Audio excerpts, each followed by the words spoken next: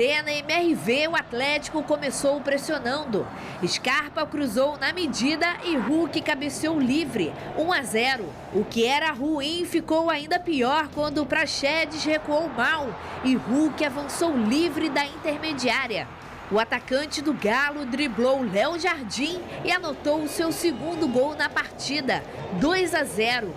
Paulo Henrique ainda salvou o que seria o terceiro do Atlético. O Vasco tentou a reação em cobrança de faltas de Piton, mas Maicon não conseguiu chegar na bola. Na estreia de Felipe Coutinho, foi o Galo que bailou. Final, Atlético 2, Vasco 0. Uma palavra. Ah, não! Uma palavra não! Não dizem nada. Tá merecendo essa música? Não, eu acho que é uma derrota que é normal, gente. Infelizmente, o Vasco tem um elenco pior do que o Atlético Mineiro. Você citou aí, por exemplo, Vene, o gramado do Mané Garrincha, que foi onde o Atlético enfrentou o Juventude, por exemplo. Foi um gramado que prejudicou muito o jogo do Atlético. Ontem, o gramado da Arena MRV é uma vergonha. Essas arenas novas, que são arenas que teriam que ter...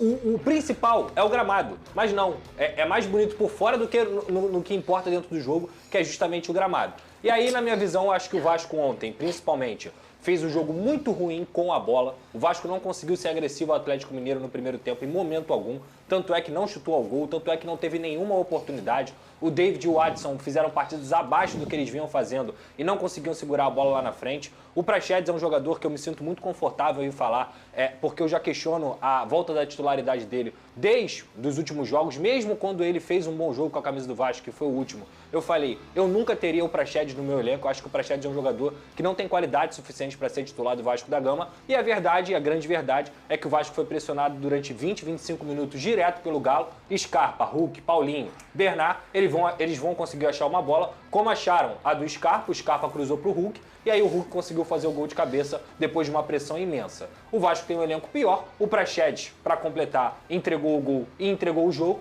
É um atleta que, como eu falei aqui, para mim, não deveria ser titular do Vasco em hipótese alguma. E, mais uma vez, o Vasco foi prejudicado por essa falta de qualidade técnica. Os dois bons jogos, entre aspas, que o Praxedes fez nas últimas partidas, não apagam os últimos 10 meses de um futebol muito pobre que ele vem praticando e não me fizeram esquecer do jogador que ele é. E ontem, para ser muito honesto, quando a gente vai para o segundo tempo e a gente percebe o contexto do jogo, onde o Vasco melhorou um pouquinho, teve um pouco mais de posse de bola no campo do Atlético, Coutinho, Alex Teixeira, o Emerson Rodrigues também, tinha uma possibilidade ali até de empatar o jogo, caso o jogo tivesse ido para o intervalo com 1-0. No 2-0, o Atlético só esperou a boa, se defendeu, já estava com o placar formado. O Vasco não conseguiu ter um ímpeto muito grande no segundo tempo. E aí a partida foi decidida, de fato, pelo erro do Praxedes. Eu não posso deixar de destacar aqui que no primeiro tempo teve um pênalti, uma cotovelada na cara do Praxedes que o Otávio deu. E esse pênalti aos 5 minutos de jogo, que poderia ter mudado o enredo da partida, foi ignorado pelo VAR. O Rafael Claus, para mim, é um dos piores árbitros do futebol brasileiro. É um árbitro que tem uma mania de deixar o jogo correr como se ele estivesse na Premier League. Mas a grande verdade é que ele ignora faltas, ele ignora cartões e ele deixa de marcar as coisas. Então, assim, você quer ser um árbitro de Premier League? Vai apitar lá e aprende a apitar lá. Porque aqui no futebol brasileiro, a única coisa que você consegue fazer é ignorar as faltas. E falta é falta em qualquer lugar do mundo. Então, para ser muito honesto, o árbitro Rafael Claus é um árbitro muito ruim, terrível, mas para mim o grande erro ontem da partida foi do VAR em não ter chamado. Eu lembro do lance do Bruno Henrique, quando ele tomou uma cotovelada na cara, que nem foi com tanta intensidade, mas pra mim é pênalti. E ontem o Otávio deu, mesmo não querendo, mesmo sem ter o propósito de dar uma cotovelada na cara, ele acerta a bola e acerta a cara do Praxedes em cheio aos 5 minutos. Então, não estou justificando aqui a derrota do Vasco, o Vasco mereceu perder, o Vasco fez uma partida muito abaixo do que tinha feito nos últimos jogos, o Galo foi melhor, poderia ter feito 3-4 no primeiro tempo, mas esse lance, aos 5 minutos do primeiro tempo, sem dúvida alguma, condiciona a partida, assim como o Praxedes também entregar o gol pro Hulk, condiciona a partida. Aí, Pedroso, qual é o nome daquela música lá que tá bombando aí nas redes sociais do Vasco? A Barreira vai virar baile. Então, é baile, é fantasia, eu vou de Hulk. Ai, gente!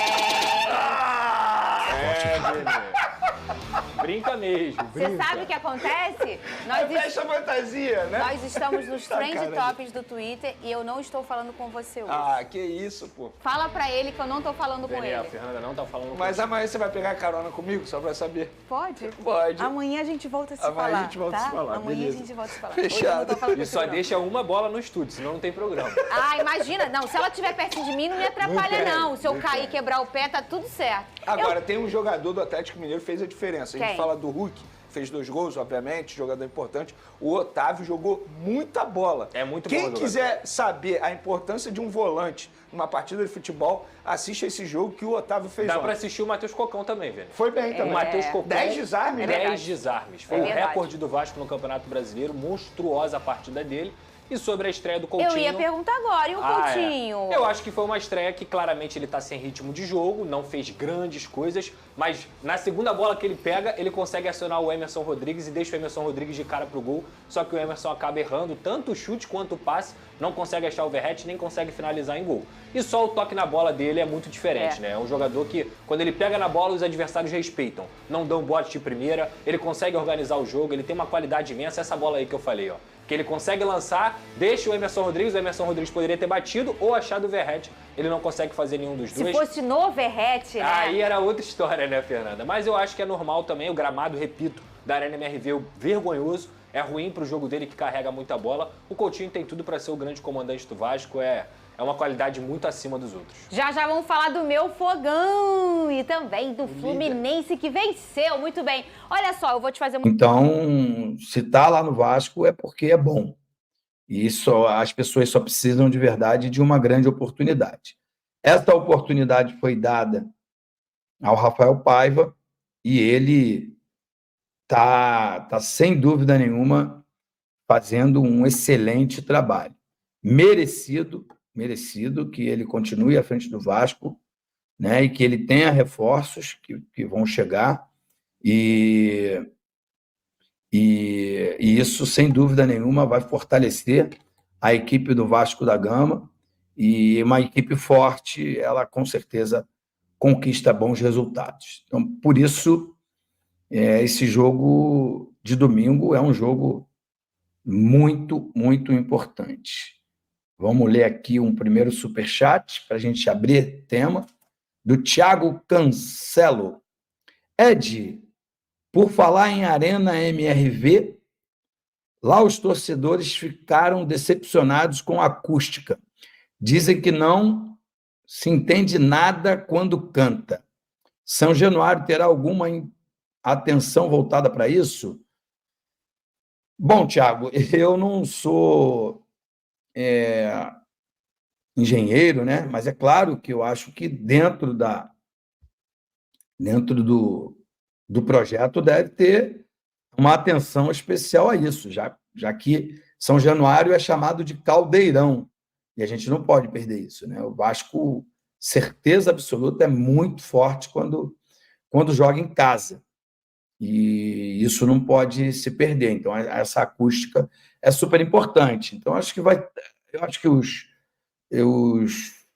arquitetos visitaram aí os maiores e melhores estádios do Brasil para entender as coisas boas e ruins de cada estádio, né?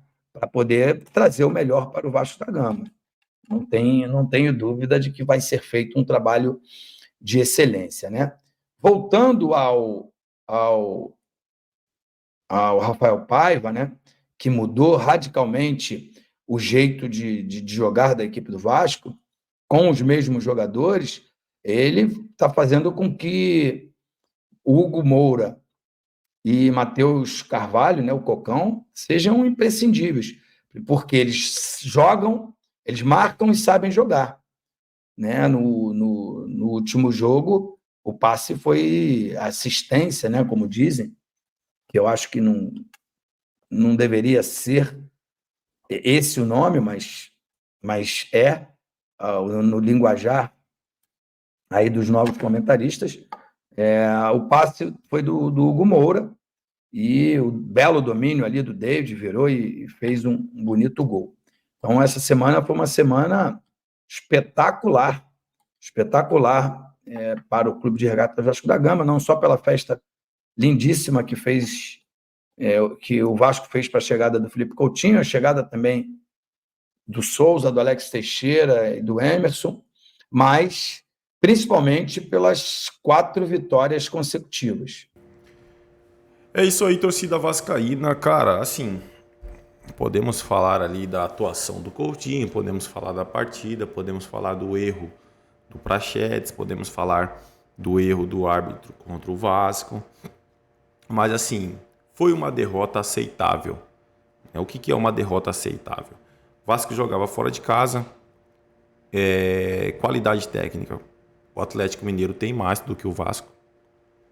Estreia do Coutinho foi média, né, para um cara que está voltando a atuar. Lembrando que no Catar não dá nem para comparar a qualidade técnica daquele campeonato com o do Campeonato Brasileiro. Então, se vamos falar aqui como que foi a estreia do Coutinho, foi uma excelente estreia. Tentou ajudar ao máximo o Vasco, tentou armar as jogadas muito, tentou fazer